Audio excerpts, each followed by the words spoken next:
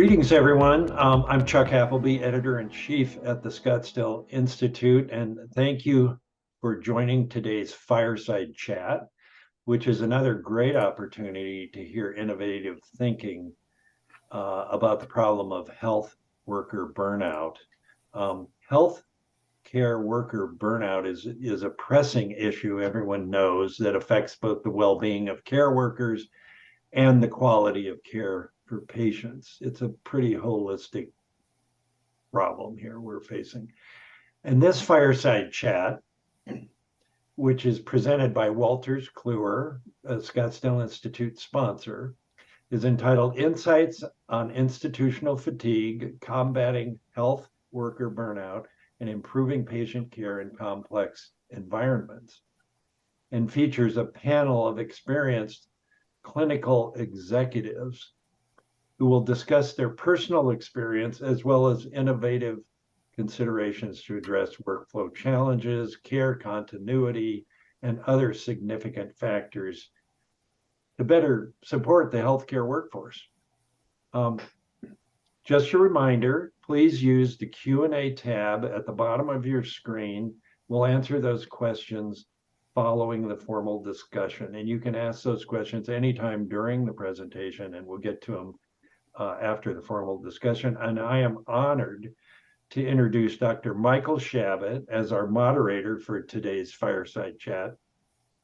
He serves on Scottsdale Institute's executive committee and has long been active at SI, going back to his days as executive VP and chief clinical officer at Memorial Hermann Health System in Houston, where he spent more than a dozen years and became a national leader in high reliability organizations and patient safety.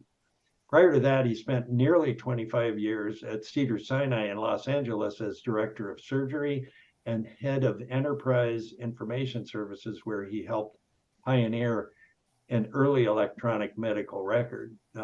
He's founding partner of Relia Healthcare Advisors, and I've known Michael for nearly 20 years and proud to call him my friend. Dr. Shabbat, the floor is yours, and you may introduce your esteemed panelists and begin the conversation. Well, thanks very much, Chuck. Let me just make an addendum. I was the CMIO at Cedars-Sinai. I wasn't actually the head of information services. I never actually ever wanted to be a CIO for many reasons. But anyway, I'm tickled to be here and with such a distinguished panel and such an important topic that we're going to be discussing today. You can't really pick up an issue of modern healthcare or look at any of the daily healthcare blogs without seeing the issues of burnout, moral injury, institutional, whole institutional issues relating to the workforce and employee engagement. Very, very significant. So I'm tickled to ask today's speakers to introduce themselves, and I'd like to start with Beth or Elizabeth Tomaszewski. I hope I said that correctly, Beth, to introduce herself. Well, hello, everyone. My name is Beth Tomaszewski, so you're very, very close.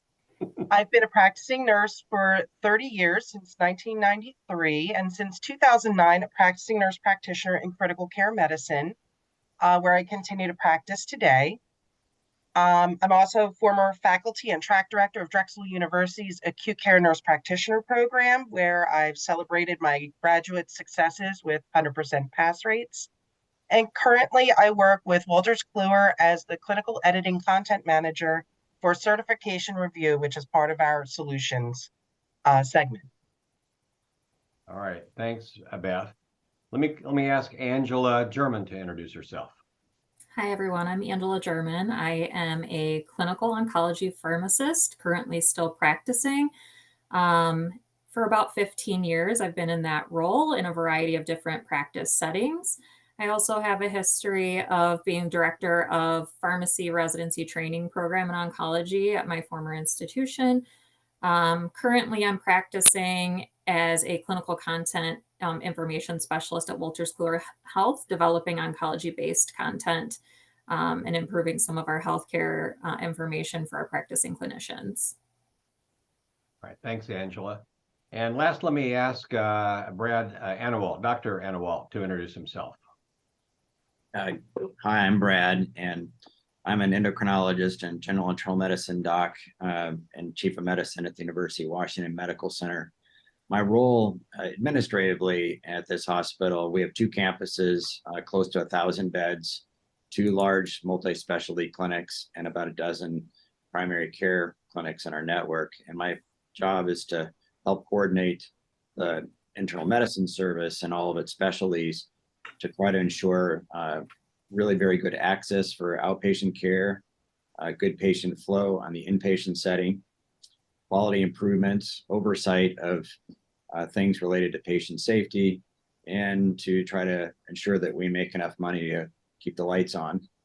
Clinically, I spent about 25% of my time, started in primary care, spent about 15 years as a primary care doc, and was the director of primary care at the largest VA in the West Coast, the VA Puget Sound, before I moved over to the University Hospital. And now I'm almost exclusively an endocrinologist who works in the inpatient and outpatient setting. And then just a little teaser, I also do in my spare time a little research trying to develop a male hormonal contraceptive, specifically a male pill. Wow. All right. Well, thanks. That's very good background information. Brad, let me start with you. You have seemingly a wide range of responsibilities and duties with regard to physicians, especially internal medicine physicians, as chief of service and all your other activities. Doctors these days aren't as happy as they used to be. There's an article in this last Sunday's New York Times entitled, "Why is my doctor walking a picket line?" What are the kind of things that are making life difficult for physicians, and what are some of the solutions that you see? I think you're going to find that all 3 of the panelists give certain commonalities to their answers, but I think there's at least 3 major issues that are cropping up among physicians and other healthcare workers. One is a feeling of being under siege, and that they're beset with requests and demands from patients, from healthcare administrators, from compliance officials, and it's really a sense that when you leave the door of your house and you come in, you're already under attack. And actually, even your home isn't necessarily a safe haven. There are so many ways to access us now through the electronic medical record. There are a variety of portals. You can be sent messages directly through chat functions. You can be CC'd on charts. You have an influx of patient messages coming through in inboxes. And related to that is a sense of lack of control. Medicine, for nursing, for pharmacists, for doctors, we used to be professionals, and we had some control over our day. We had some control over the amount of time we spent with given patients. And that leads into the third area, which is a loss of sense of meaningfulness.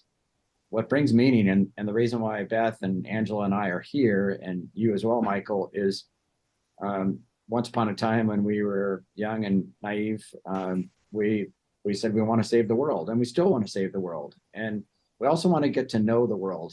Part of it is that we want to have enough time to identify what makes our patients tick and help them address that. Some patients, their greatest joy is their pet cat or their pet dog, and they want to pet that animal.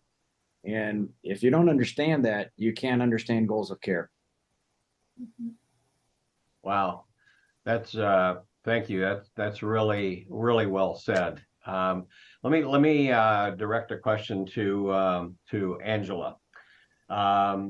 Lately, if just reading the newspapers, I see large-scale walkouts by pharmacists, not over, as best I can judge, not over pay issues, but concerns that they do not have enough time to ensure that they're not going to make a terrible mistake with a medication.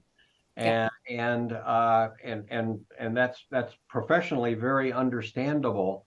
You know, there's kind of an explosion of healthcare information. We'll talk about that a little later. But how is that affecting pharmacists with regard to their workload and their unhappiness, institutional unhappiness, and burnout?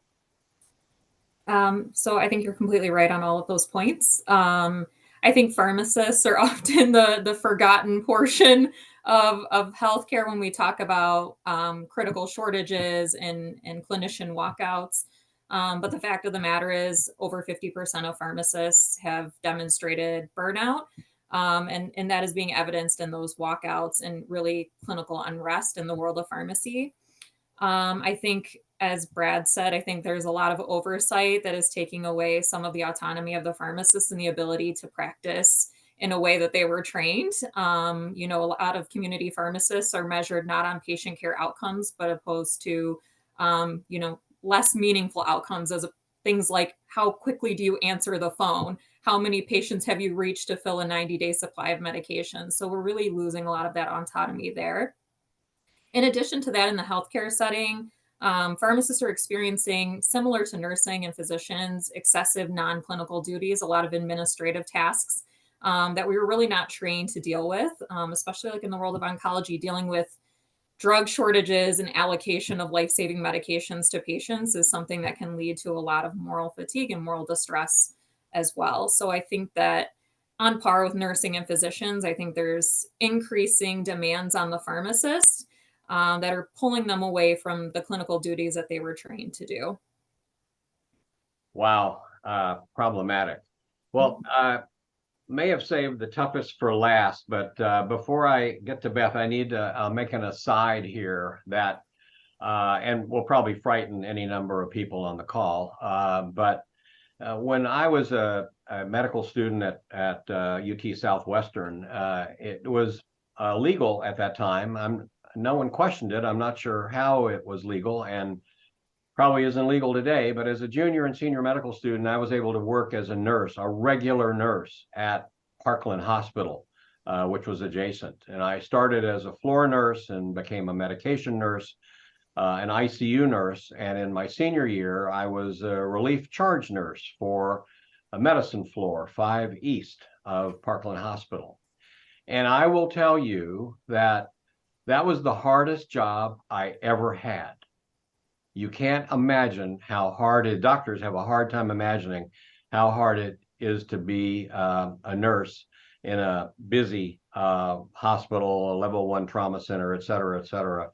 And being doctoring was much easier than my nursing duties. So Beth, you know, we've talked about the doctor part, we talked about the pharmacist part, but the nurse part, in terms of what's happening with regard to burnout and moral injury and institutional unhappiness, is literally on fire.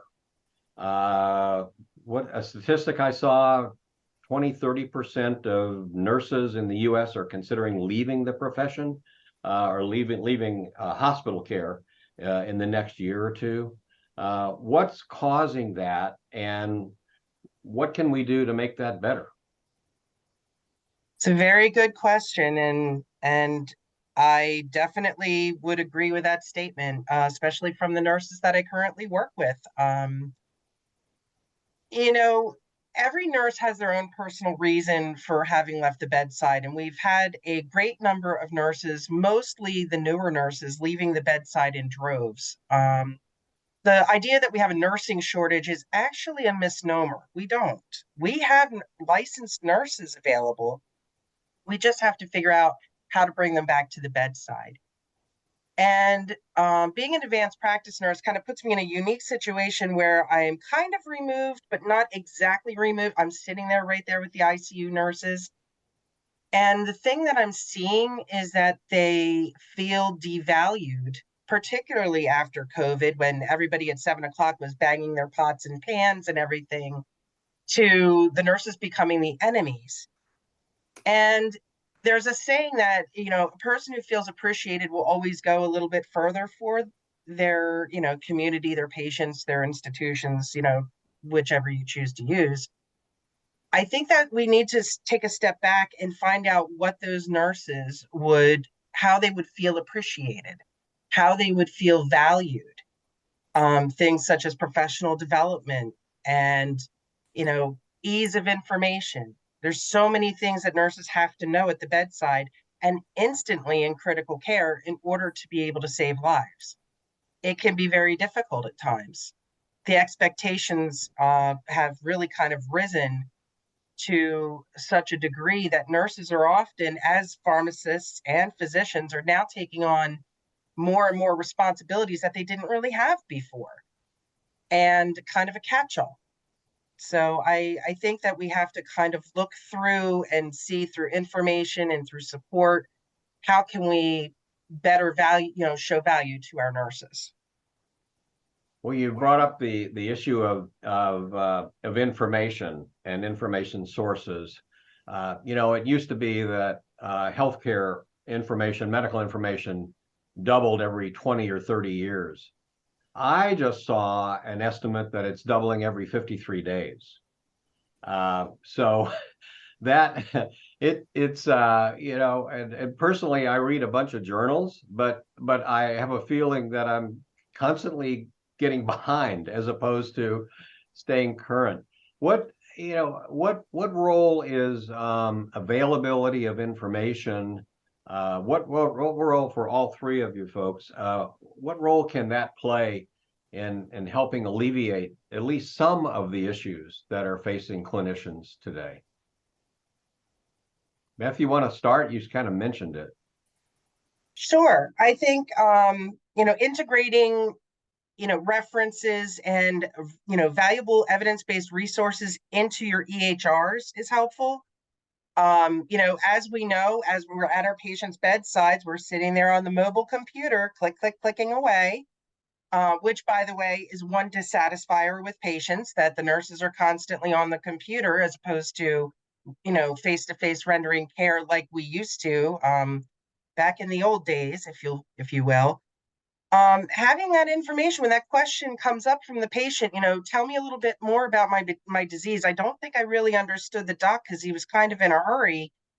If they could pull something up off the EHR straight away, that's very helpful, and it shows that the nurse is interested and can care, and it shows that we have an understanding of what patients need, and we're still trying to deliver that despite the fact the public knows what the state of healthcare is right now. So I think that that's very, very key, and it shows that we're making an investment in our communities and our patients. Let me ask you a question. In the early days of electronic health records, kind of before the current giants, when they were being developed by individual hospitals or health systems, there was a concept of the, quote, blue button that was like an information button that would pop up information kind of just the way you said it, on various that would appear in the electronic record where there was additional information. Are you seeing the equivalent of that in today's systems, or is that something that needs to be added? I do, actually. When my particular healthcare system uses Epic as a platform, there are several links that are available. One of those links is up to date. Can't get much better than that. Evidence-based, it's vetted. And honestly, the providers and the nurses can get, continuing education credits too, so that helps with their professional development.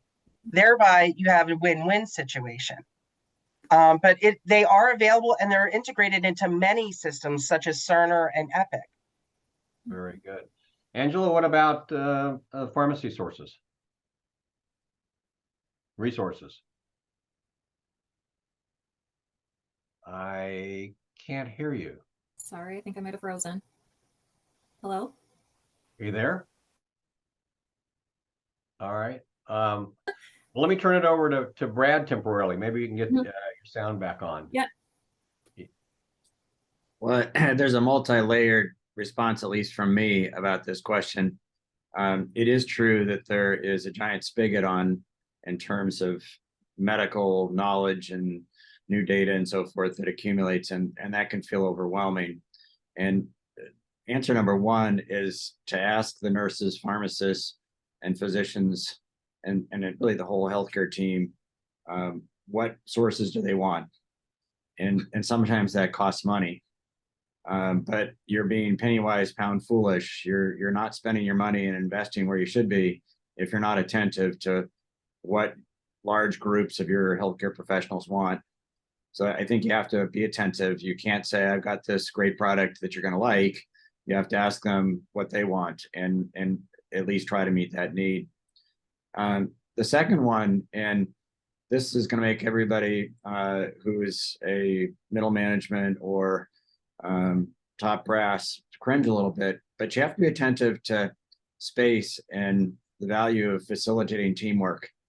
And if you have nurses working in cramped quarters in one area and doctors working in a large room with a bunch of cubicles where they can't actually see each other, but they're hearing noise, and the pharmacists are off in some little tiny room in some other building, you can't actually take advantage of two things. One, well, three things really. One, building the team that creates satisfaction.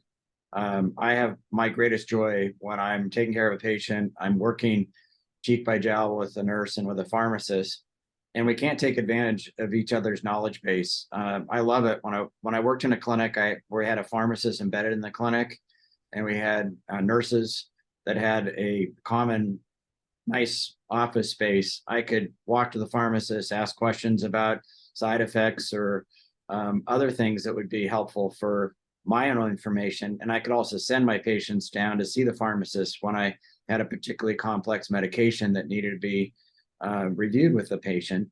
And likewise, if I had a good team, I was telling the nurse in advance or answering questions, this is the plan for this particular patient, and here's the rationale and the science behind it.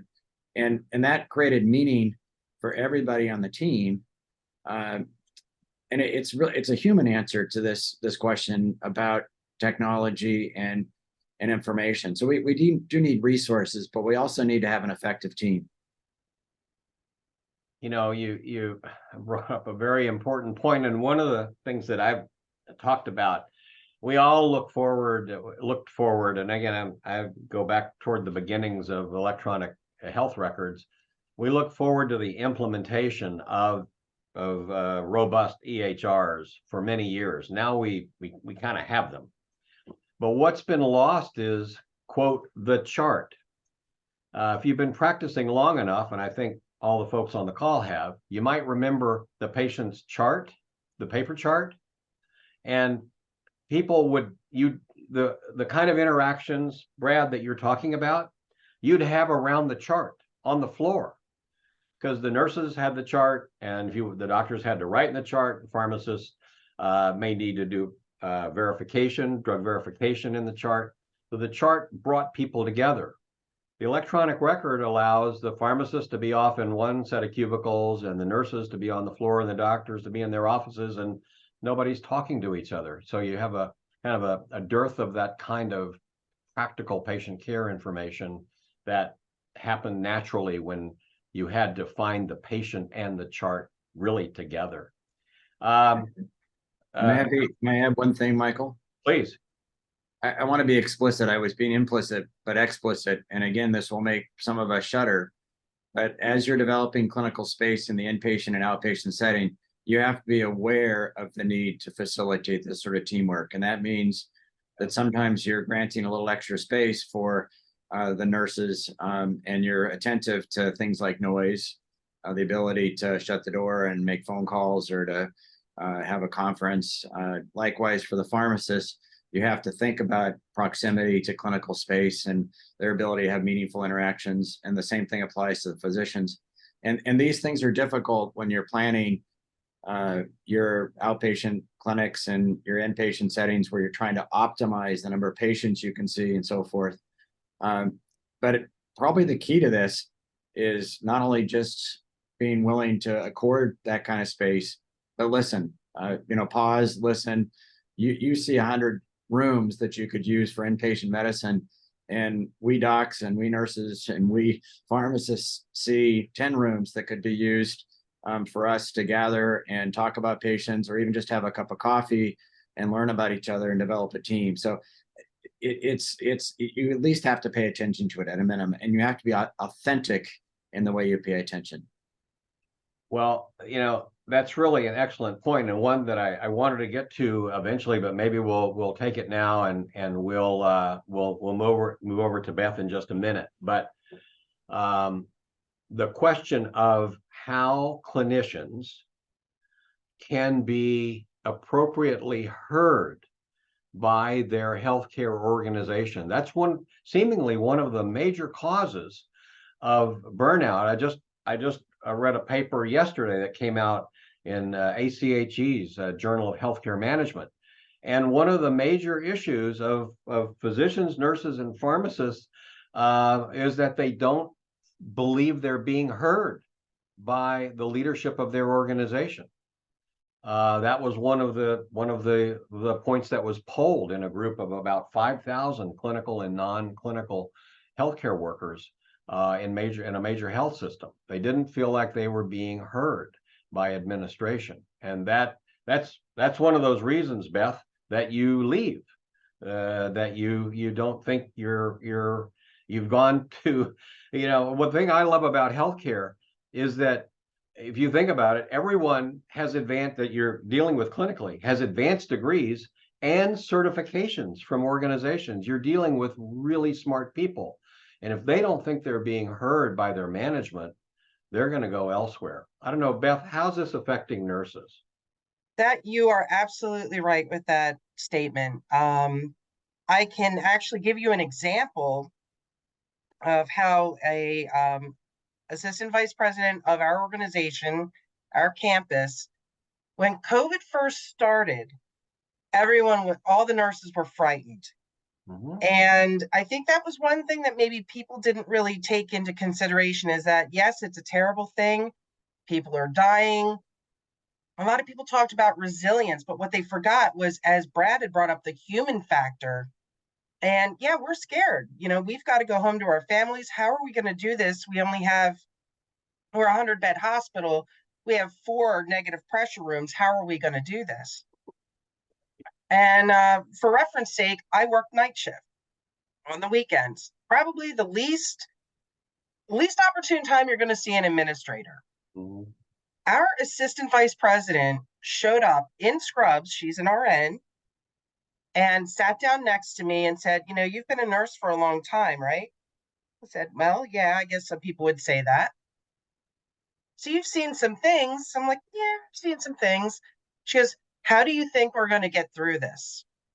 Can you give me suggestions? Like, here's our isolation problem. How have you ever seen or dealt with something like this? And I gave her a few suggestions that I had seen in the past and I knew were used.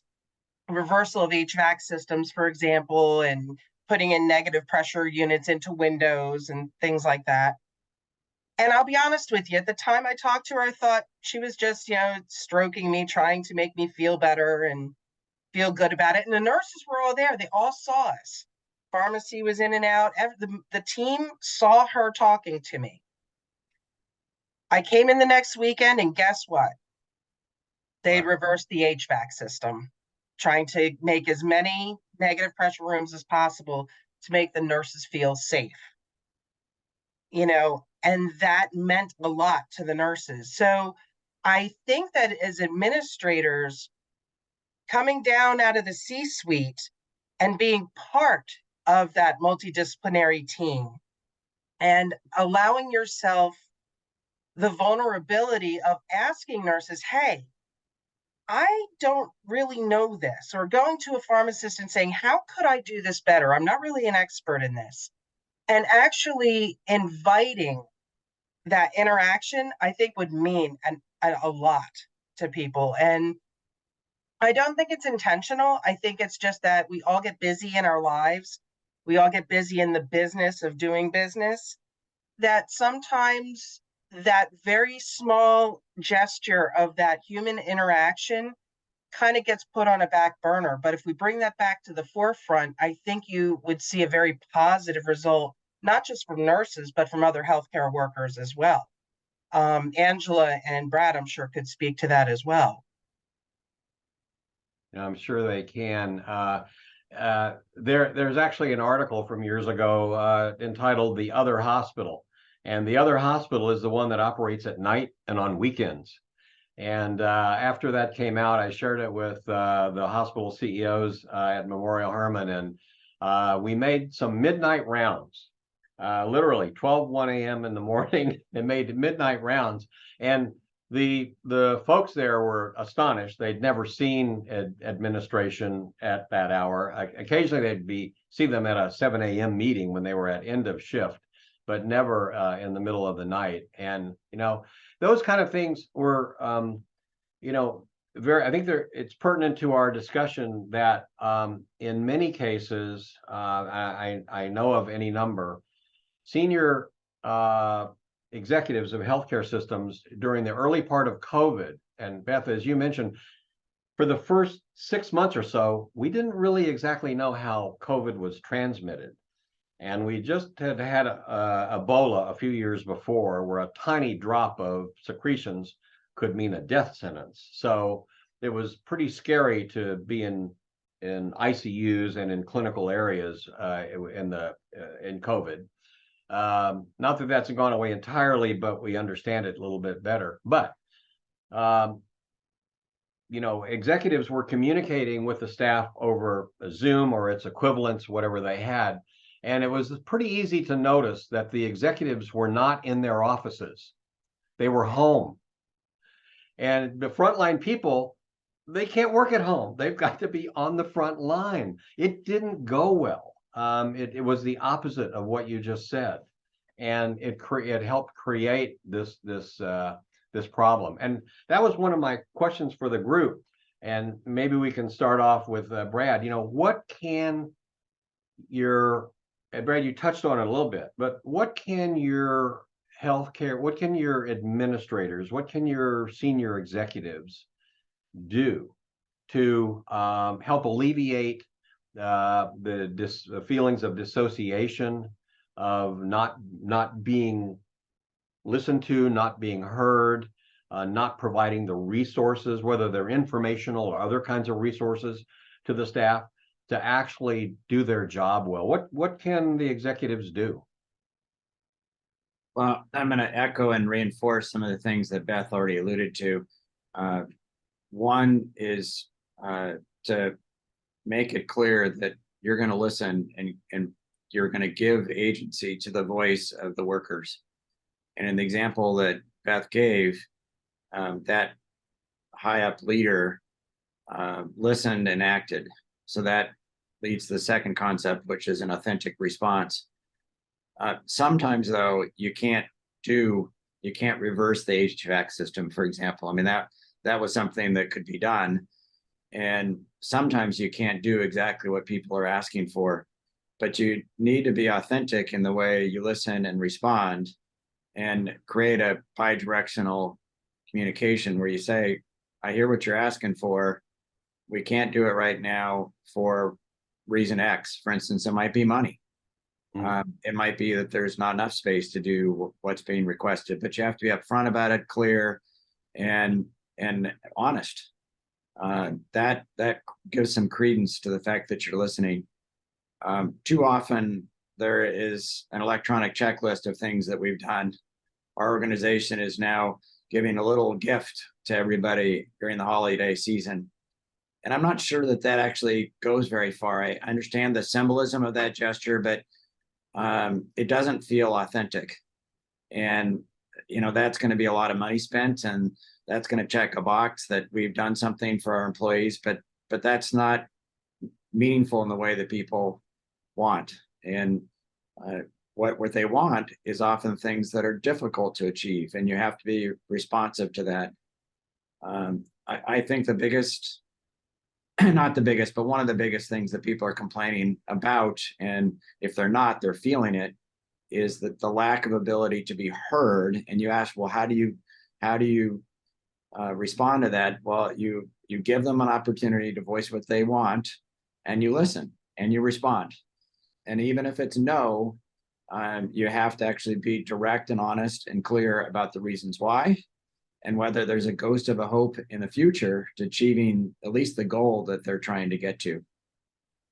I want to give you, Matt, is it okay? Maybe you can come back to me, but I want to give a clear example of a sticky wicket that at least our organization has partially authentically addressed. Go ahead. Go ahead. I don't want to steal time from Angela.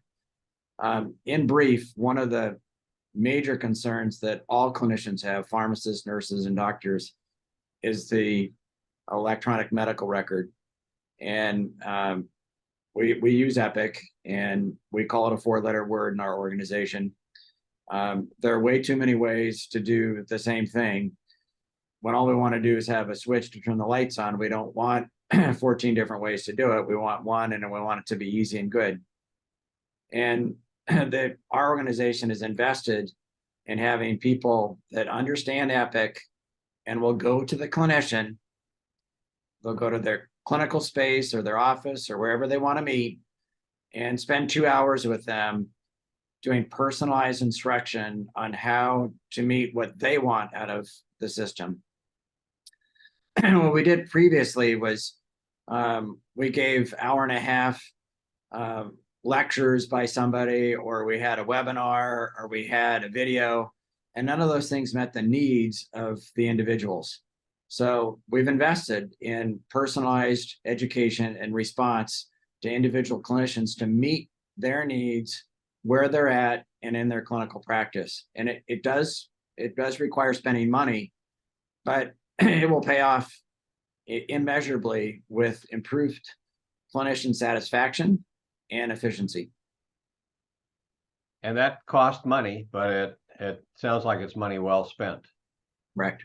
Yeah, that's an example of clinicians being listened to. Well, Angela, tell us about the pharmacist side of this. Yeah, so I just want to agree with some of the things that Brad and Beth had mentioned, and that I think we're beyond, as frontline healthcare workers, we're beyond the incentive-based individual approach to burnout, and we need to address some system-based approaches to burnout and institutional fatigue. And I think that identifying clinician well-being as a priority to healthcare workers by demonstrating some of the things that Beth and Brad talked about, I think is of utmost importance. I think one area that a lot of healthcare systems fall short is not utilizing appropriate methods to actually measure burnout. I think a lot of healthcare systems are utilizing employee engagement surveys, clinician exodus as their measures, when there are validated tools to measure clinician burnout and better highlight the needs of the frontline workers. So I think that's a big area of improvement that can be utilized and be really, really helpful in combating some of these issues. In addition to that, some of the EHR are issues. There are validated ways, like Brad was saying, to improve some of those intricacies and difficulties with the EHR. You can do click analyses and things like that to improve workflows. I think it's really important for high up executives to understand the technologies that they're investing in and making sure that all of their employees understand all of the facets and utilization of those technologies to make sure that we are optimizing them so we can spend more time with patients. So yeah, I think the biggest piece is I think we need to evaluate burnout in an appropriate method, and there are validated ways of doing that. And then we need to see that investment from top level, like C-suite type executives, that burnout is of utmost importance. And there are a lot of healthcare systems now that are investing in positions like chief wellness officers that are really that liaison between the C-suite and the frontline employees to try to make that a better connection. Yeah, one of the things we haven't said, but has been well documented in the literature, is that levels of burnout among clinicians correlates directly with harm, with patient care errors and safety events. So we're not just talking about clinicians having their feelings hurt. We're talking about actual patient care issues. And we can be kind of honest and straightforward. And let me just tell you my experience, and maybe it's anomalous, but when I talk to my colleagues, it's kind of the same. Sometimes, frequently maybe, human relations department, personnel departments are slow to change their ways. And so they may do, as exactly, Angela, you said, use their long-standing employee engagement survey to think they've got a handle on burnout and moral distress. And they don't. They don't. And frequently that employee engagement survey is used for as part of executive compensation, bonus compensation. So there's all kind of reasons for those scores to be good, and rewards go out. I've got to tell a story of, and I think Brad kind of brought up the concept of the token appreciation award. One of my colleagues, his daughter is a nurse at a major system, and major national system. And at her hospital, the during COVID, the reward for a day, and I actually have an image of the reward paper, was a banana. Okay, you got a banana, but to get the banana, you had to go down to the employee cafeteria between 10 and 11:30. All right. So that whole concept of the banana and that limited period of time that in most cases nurses or others couldn't even get off the floor to go get the banana was one of those things that just made things worse rather than made things better. That's not a way to kind of approach the burnout and moral injury problem.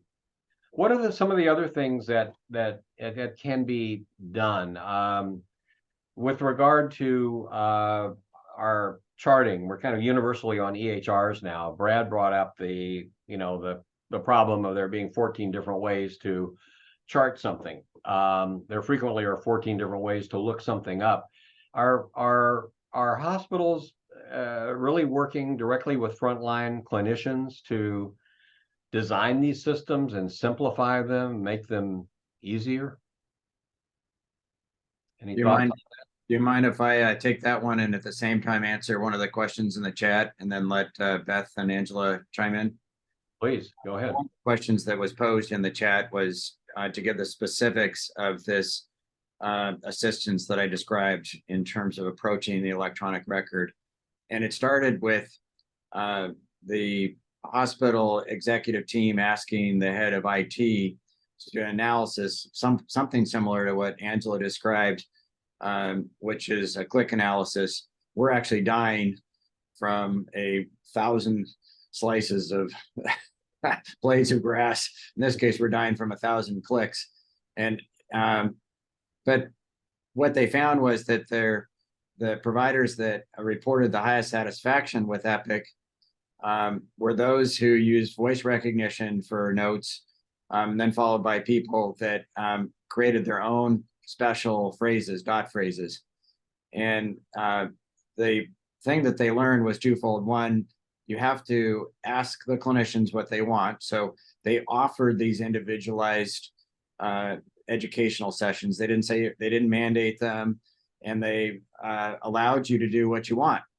Do you want, and they asked, do you want in person? Do you want Zoom? Do you want a computer-based educational seminar that doesn't have Q&A and people wanted in person or they wanted Zoom?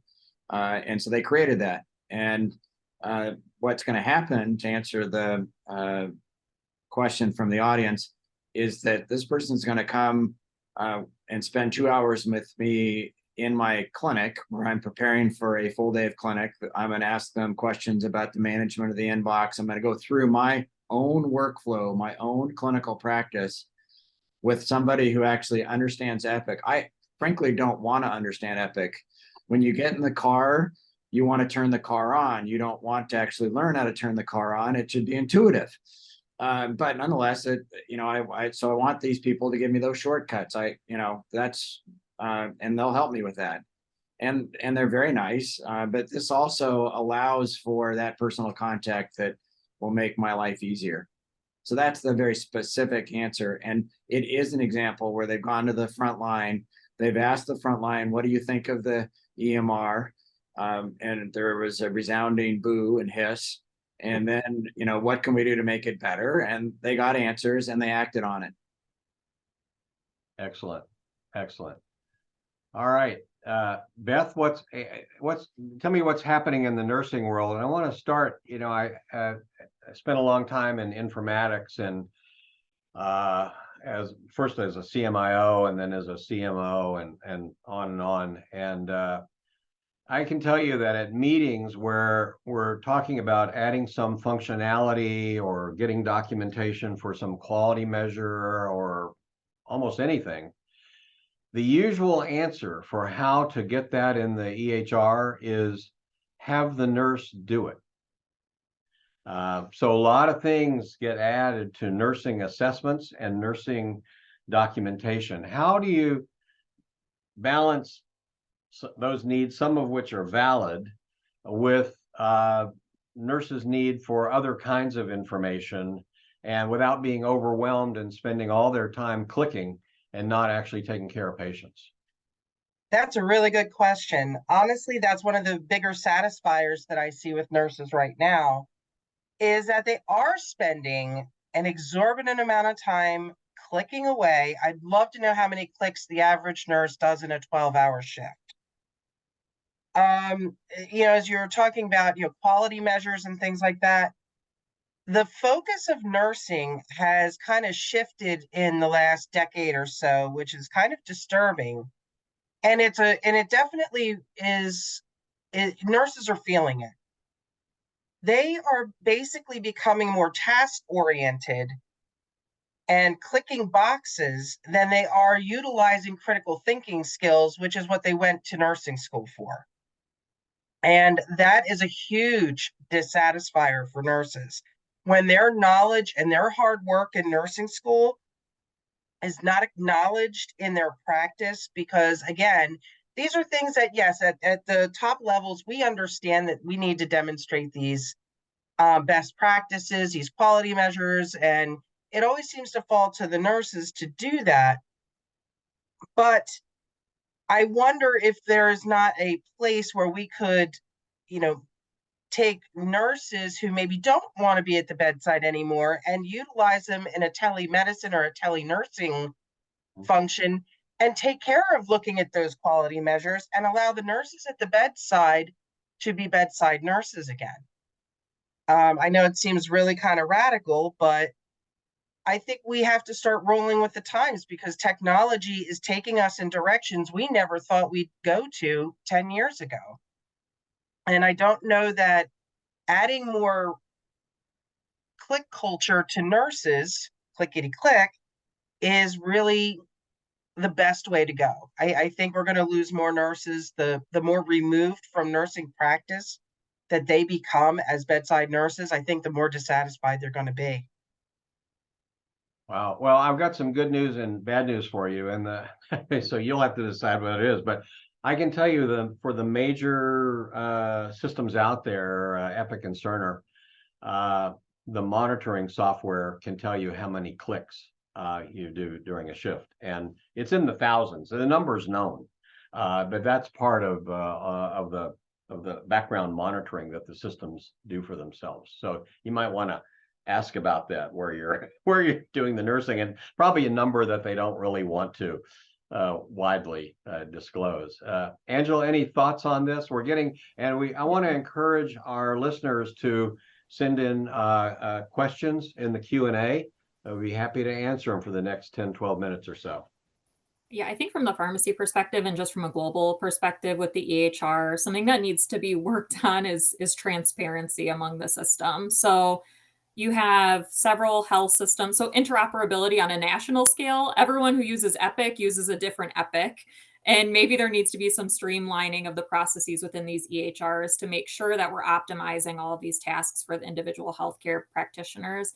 And I think also making all of the members of the multidisciplinary team aware of all of the transparency within the EHR, so that we're not doing duplicative work. So for example, like you can find information in many different ways, but not everyone knows where to find it, even though it's there. So I think that's something that really needs to be focused on, because I think there probably is a lot of duplicative documentation, work, billing that's being done in the EHR that is unnecessary, because we don't always have access to these personalized solutions to make sure that we're navigating the EHR in appropriate ways. I hear you. We do have a question in the Q&A that asks about personalized, authentic listening. And the question is, what do you say to the busy nursing or physician leader who doesn't have time to meet with their direct reports or team to have the kind of conversations? What do you, I actually, believe it or not, I have direct experience with that.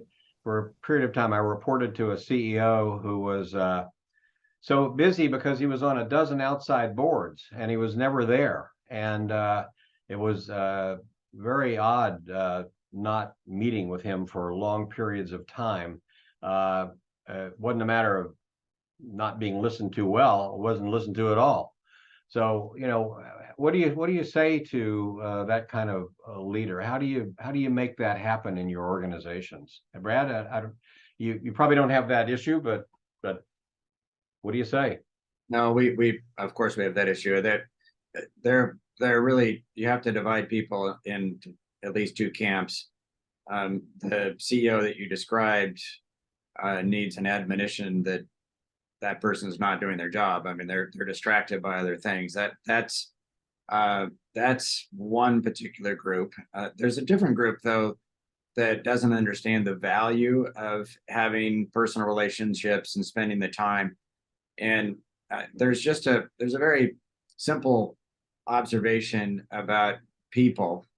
As a rule of thumb, the more busy you are, the more you need to slow down and take an extra minute, because it'll save you a lot of time in the future. I can't tell you how many times I've made the mistake of being busy and then giving a short answer when somebody needed an extra 90 seconds. And then I'm spending 5 minutes apologizing, trying to get back to where I could actually answer the question.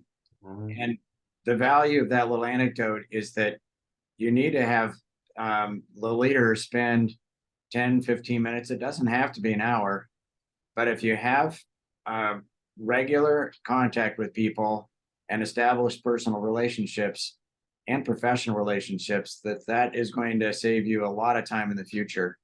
The capacity to have Angela stop by and check in on me and ask me how my work is going, how my day is, and maybe ask about how my third daughter is doing, showing that she knows who I am, is immeasurable. And it means that when she asks me to help clean out the bathroom stalls, I'm going to do it because it has to be done, and I've got a relationship with her, and I'll go that extra yard. So I think it's really important that people understand the value of those human connections and just how meaningful they are. That gets back to this issue of authenticity. Let me ask Angela, one of the things that I've seen and read is that clinicians have a very difficult time reporting to non-clinicians, and that has been cited as a factor in some of the issues with pharmacists. They're reporting to non-clinical individuals who are mostly concerned with how long it takes you to answer the phone. Yeah. Or how many, you've mentioned it, 90-day prescriptions you're writing or you're dispensing rather than 30 days, and so on and so on. And those are not questions that generally that clinicians would be asking. Mm-hmm.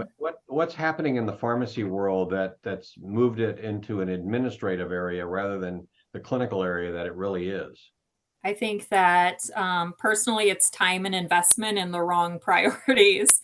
I think there's time and investment being focused into revenue generation, financial implications, as opposed to time and investment into the person and clinical well-being.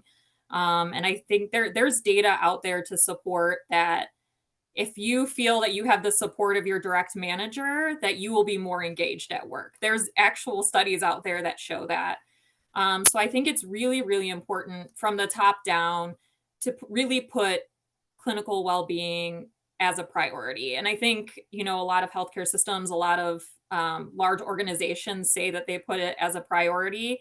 Um, but I think there's still, as I said before, still very focused on the individual components of burnout rather than fixing the system as a whole. And in identifying, it's not the 90-day prescriptions that matter. It's not making medication errors that matter, which is going to happen in the end if we don't protect our people and protect their well-being. Let me encourage our listeners to actually click on Q&A, even if you don't have a question, because Brent Steckert from Sharp Healthcare has provided a reference, a link to the article, Beware the Busy Manager, that talks about what we've just been talking about. I haven't read it, but I just copied the link and we'll read it later. We just got a couple of minutes. What are some of the things that we haven't gotten to that you'd like to talk about this issue of burnout and injury and institutional problems? Any thoughts, Elizabeth or Brad or Angela? I think, there's so many really good points brought up by Brad and Angela as well. I think tying it all in together, being authentic, that personal touch like Brad was talking about, interest in the right things that Angela was talking about, like don't be worried about how long it takes to answer the phone. All of that together leads your direct reports to feel appreciated. And again, it goes back to, if you feel appreciated, you're likely to do more for that entity than you otherwise would. And I think that is a huge factor in institutional fatigue, which is what we're calling burnout these days. And the word fatigue is a really super strong, accurate word to use. Because some may remember way back, I want to say it was probably the late 80s, early 90s when they changed the schedules for the interns and the residents. I remember a time when residents might be on for 36 to 48 hours at a clip. Yep. Well, they were evidenced to be making more mistakes. Why? Because they were fatigued. So how do we keep our healthcare workers energized? How do we keep that happening? Make sure that they're feeling appreciated. Make sure that they know that you have an interest in their well-being, and they will make sure that your patients are well taken care of and that your quality measures are being followed. And as Brad mentioned, it takes an investment, not just of time and of your own self, like I said, being vulnerable, but unfortunately money too. Money and space. But I agree totally with Brad when it comes to that. Nurses don't want the banana. They want maybe a stress room where they can go to like decompress after they've had a bad code. They would like to make sure that, if you're doing construction in their unit, did you make sure they have a bathroom to go to? Things like this, where you actually show interest in the human beings that are under your charge, is what's going to bring people back to healthcare. They're going to say, you know what? I want to work for them because they actually care about me. And that's probably, I've just been fortunate to work with people and work for facilities that had that mindset, which is how I've made it to 30 years and I'm still here. Wow, that is so well said. Thanks so much. We just got maybe 30 seconds each left for Angela and Brad. Angela, any parting thoughts? Yeah, I just wanted to highlight that although it may be difficult and a lot of healthcare facilities may not be able to invest in high-level C-suite executives to focus on well-being, that there are a lot of tools available to frontline workers to empower your employees to be champions for well-being. And maybe if you are that busy manager that doesn't have time, empowering your employees to do that for themselves. I can say for myself, through ASHP, I just completed a well-being certificate that that provided advice with how can I work with my leaders to improve the well-being of pharmacists in my institution.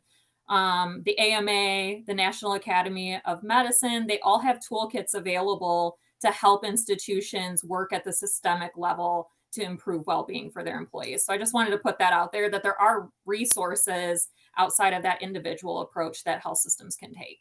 Terrific. Brad, final thoughts? Yeah, and listening to this, there's so many things that are important, but one of the elements that is certainly come up is that when you're working with pharmacists, doctors, and nurses, these are smart people. They want respect. They want a sense of control. And you have to approach it that way. You don't tell them this is what you're going to do. You ask what you'd like to do, and you try to come up with at least 2 ways that we can do this, and then show them the commonality of your goals. All right. Well, thanks so much for Brad, Angela, and Beth. Really great. I'm going to turn it over to Chuck to wrap up the session. Yeah, I'd like to really thank you, Angela, Brad, Beth, and Michael for a wonderful, wonderful webinar. And talk about authentic. Sometimes it's just great to have one slide and the rest is really heartfelt conversation. I think this was great, and to be continued. I have questions I'd like to ask. Of course, like we'll have to do another couple of webinars to fireside chats, and of course we will have the AI one thrown in there too. How can it help you? Anyway, thanks everybody, and thank you all for joining us today. And remember, the presentation will be available within a day on the Scottsdale Institute website. And please complete the short evaluation that we send you. And have a great day, everyone. Thanks for being here. Take care. Thank you. Thank you.